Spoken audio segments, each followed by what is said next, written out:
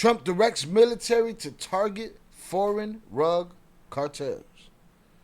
The president has ordered the Pentagon to use the armed forces to carry out what in the past was considered law enforcement.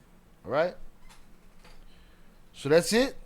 He decided when the soldiers could be the policeman.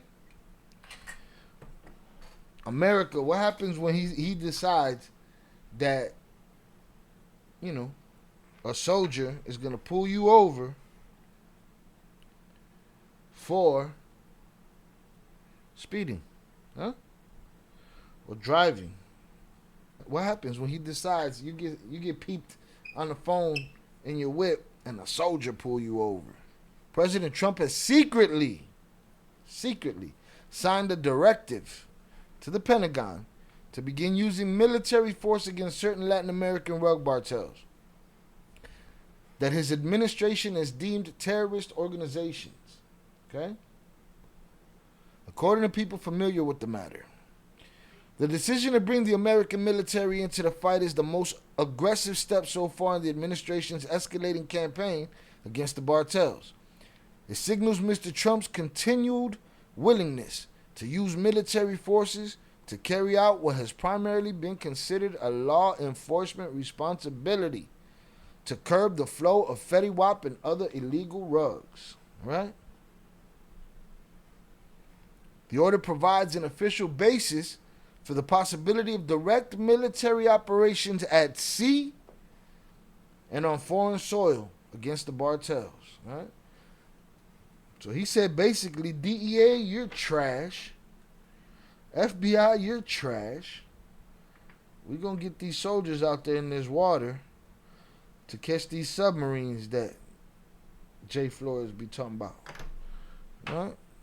And they went on and on about how Obama was going to declare martial law and throw us all in FEMA camps. And here we are. I mean, I still haven't covered the alligator. I don't know much about this alligator island situation. It's a prison with real alligators? That's what they did? The audacity. We're living in a comic book world.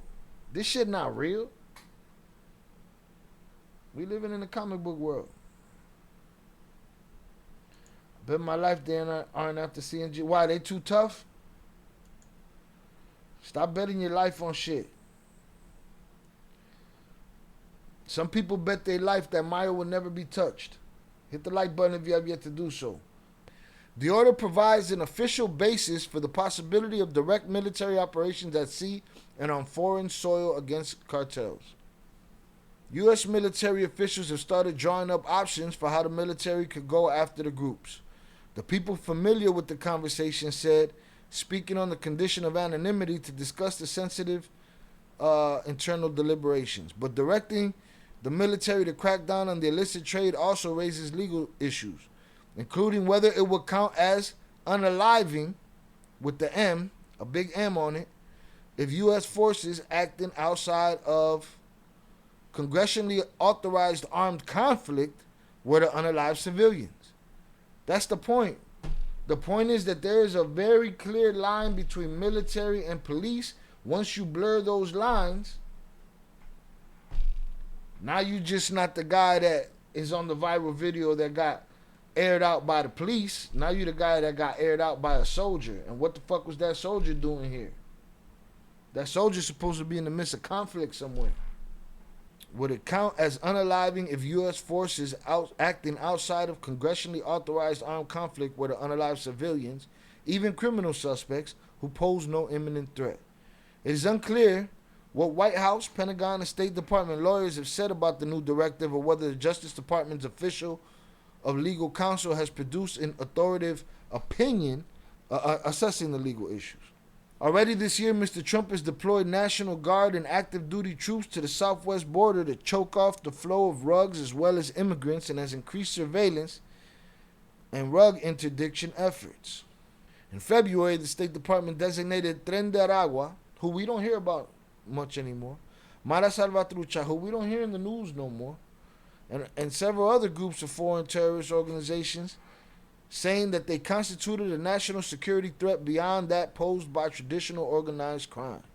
2 weeks ago, the Trompito administration added the Venezuelan Cartel de los Soles, or Cartel of the Suns, to a list of specially designated global terrorist groups, asserting that it is headed by President Nicolas Maduro of Venezuela and other high-ranking officials in his administration. On Thursday, the Justice and State Department announced that the United States government is doubling a reward to $50 million.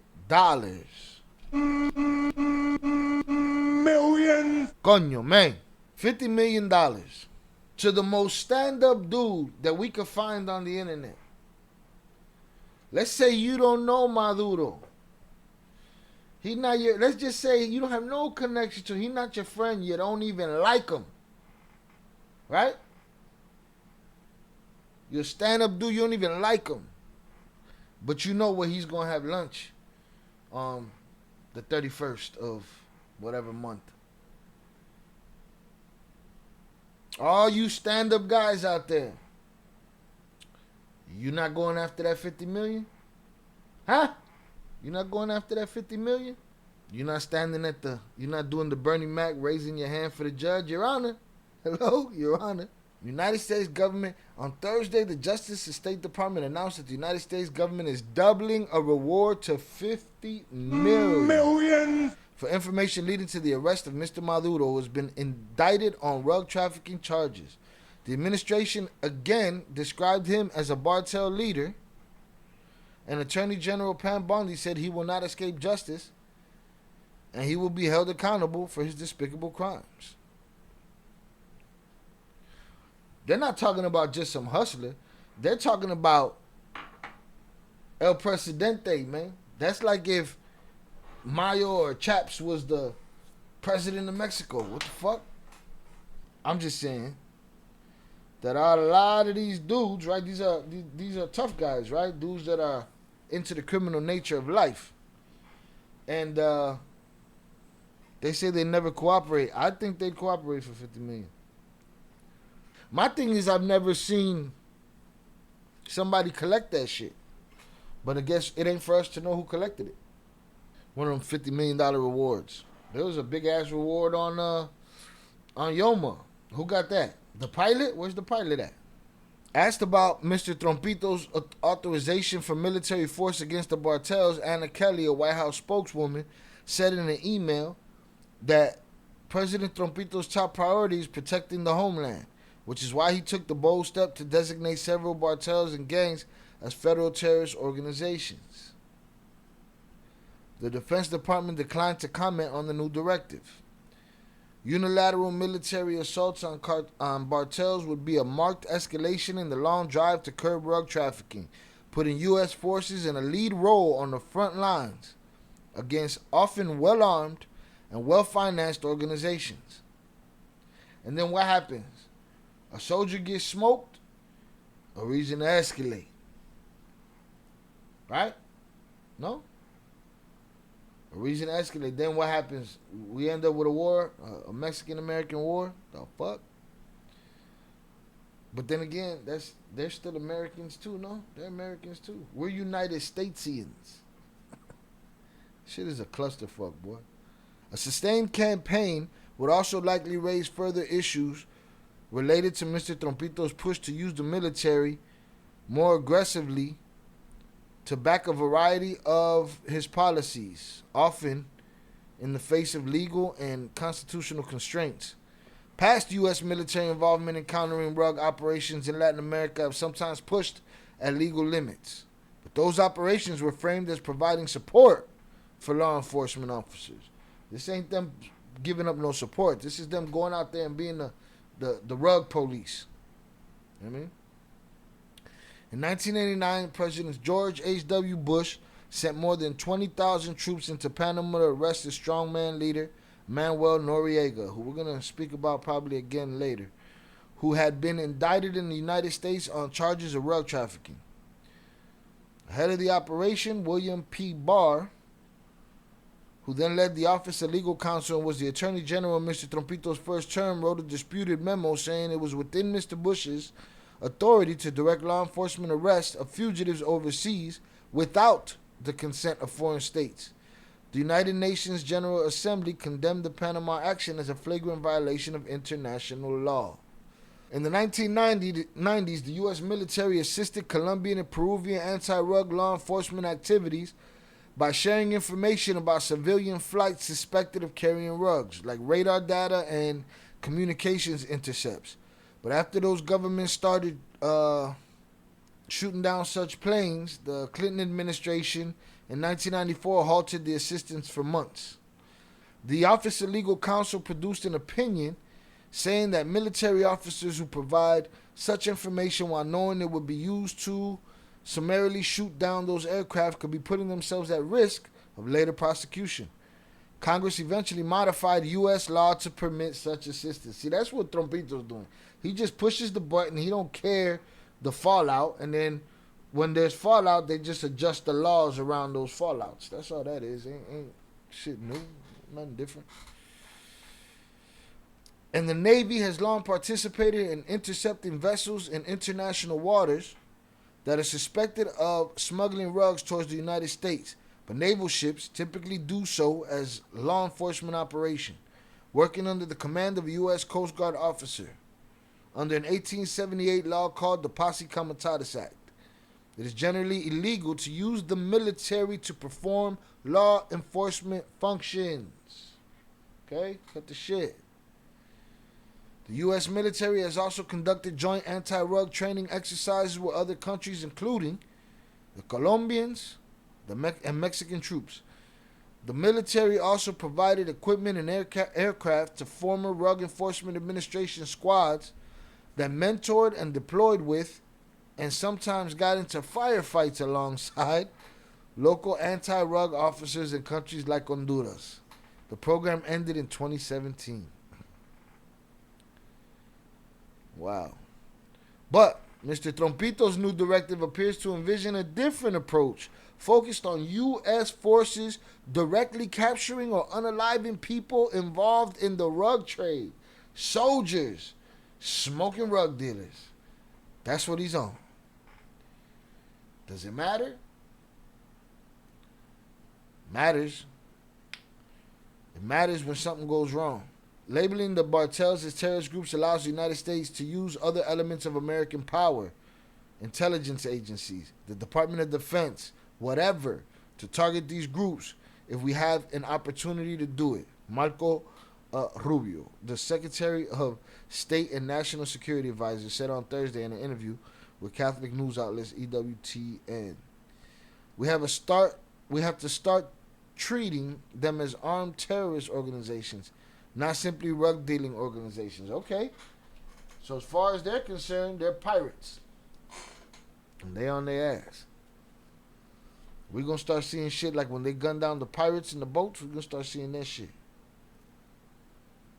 Legal specialists said that under U.S. law, imposing sanctions against a group by declaring it a terrorist entity can block its assets and make it harder for its members to do business or travel, but does not provide legal authority for wartime style operation targeting it with armed force. In his first term, Mr. Trompito became captivated by the idea of bombing. I think that was the worst word that I could have used right there. Blown up rug labs in Mexico, an idea his defense secretary at the time, Mark T. Esper, later portrayed as ludicrous in his memoir, and which provoked outrage from Mexican officials. Do you remember that I showed you an AI video, or I didn't get to show you because it disappeared. There was an AI video, and the thumbnail was Trompito's face and some jets flying to Mexico to blow shit up. If AI is talking about, maybe AI knew that this was already in the plans and shit. Who knows? The idea of using military force, however, took root among Republicans and became a talking point in 2024 election cycle. Mr. Trump vowed on the campaign trail to deploy special operations troops and naval forces to, as he put it, declare war on the Cartels. America. So we're gonna start seeing hits like the ones on the Middle East. We're gonna start seeing what we see with them pirates. The retired Rear Admiral James E. McPherson, who served as the top uniformed lawyer for the Navy in the early 2000s, said it would be a major breach of international law. Trompito don't give a shit, bro. He don't give a shit. Shout out to him. Look, he's after that 50 million that they done dropped on motherfucking Maduro's head. A major breach of international law to use military force in another country's territory and without its government's consent unless certain exceptions were met. But that such limits do not apply to unflagged vessels in international waters. There are also domestic legal constraints. Congress legally authorized the use of military force against Al Qaeda after the terrorist attacks of September 11, 2001. But that authorization does not extend to any and all groups the executive branch calls terrorists. That means military action against Cartels would apparently have to rely on a claim about Mr. Trompito's constitutional authority to act in national self-defense, perhaps against Fediwap overdoses. Open more rehabs, bro. No? Didn't he close everything? He closed everything. No mental hospitals, no nothing. That means military action against Cartels would have apparently relied on a claim that Mr. Trompito's constitutional authority to act in national self-defense, perhaps against Fediwap overdoses. Admiral McPherson noted that the administration has pushed aggressively broad understandings of Mr. Trompito's unilateral power. It is not clear what rules of engagement would govern military. They don't know either. They just doing. We'll figure out if we supposed to or if it's legal. We'll figure that shit out after we do it. That's what they on. If you do that shit, you going to jail. It is not clear what rules of engagement will govern military action against Cartels, but any operation that set out to kill people based on their suspected status as members of a sanctioned cartel and outside the context of an armed conflict would raise legal issues involving laws against unaliving and a long-standing executive order banning assassinatos. Brian Finucane, a former State Department lawyer who's a specialist in the laws of war, said Brian Finucane, under traditional executive branch lawyering, it would be hard to see some random drug trafficker meeting the threshold for the self-defense exception to the assassination ban. Alternatively, the military could carry out capture operations, reserving lethal force for self-defense if troops met resistance. Meaning, they can't just get out there and start smoking motherfuckers. But, they're like, but, if we're in a gunfight and some shit go down, then it went down. Right? That's what they're talking about right there. But captures could raise other tricky legal issues. Mr. Finucane added, including about the scope of the military's ability to hold prisoners on as wartime-style detainees without congressional authorization. Or the military could instead transfer any prisoners to the Justice Department for prosecution in civilian court. In February, Defense Secretary Pete Hegseth fired the top lawyers for the military services, or Judge Advocates General. The three-star uniformed lawyers are supposed to give independent and non-political advice about international laws of war and domestic legal constraints on the armed forces. The administration has also largely sidelined the Office of Legal Counsel, the Justice Department arm that traditionally serves as a powerful gatekeeper in American government, including by deciding whether proposed policies are legally permissible. Checks and balances, man. You gotta make sure these motherfuckers ain't flew off the deep end. They just out there doing and saying whatever they want. You know what I mean? Late last month, the Senate confirmed Earl Matthews to be Pentagon General Counsel and T. Elliott Geiser to lead the Office of Legal Counsel. Interpreting what would be legally permissible in terms of using military force against Cartels may be an early test for both of the new appointees. The push to label Cartels as terrorist organizations has extended to several that are based in Mexico, as well as a coalition of Haitian gangas that have helped plunge their country into chaos. In April, Mr. Trompito proposed to President Claudia Sheinbaum of Mexico that she allow the U.S. military to fight drug cartels on her nation's soil, but she rejected the idea. She said, fuck that. She ain't going. Hit the like button if you have yet to do so. All right, this is the guy they want right here. They want his chains and shit. They want that key. You ain't giving dude up for 50 mil? That's the poll. You ain't giving up dude for 50 mil? You know that he's going to go to a specific donut shop and shit?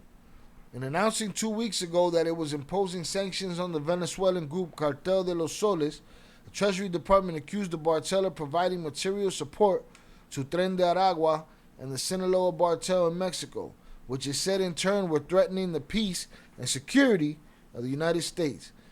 2 days later, Mr. Rubio issued a statement accusing Mr. Maduro of stealing elections and saying he was not the president of Venezuela and that his regime is not the legitimate government.